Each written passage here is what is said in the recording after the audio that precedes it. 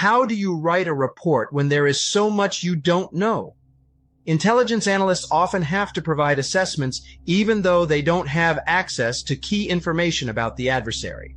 As an intelligence analyst, it's important to properly express and explain uncertainties associated with your major analytic judgments.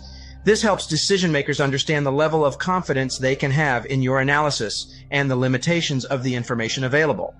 Today, we'll cover some best practices for expressing and explaining uncertainties in your major analytic judgments.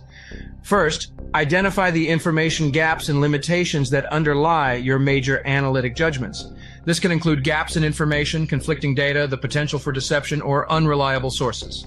Next, express the uncertainties associated with your judgments in terms of probabilities. This can help decision makers understand the likelihood of different outcomes and the limitations of the information available.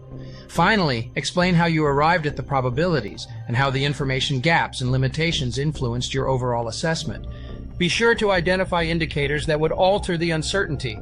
Including these explanations of uncertainty can help decision makers understand the reasoning behind your judgments, the risks associated with the decision, and what emerging factors may change the probabilities in your assessment.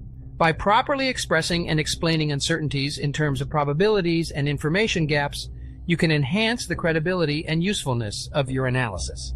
Being transparent about the uncertainties associated with your key analytic judgments will make you a better thinker and a better analyst.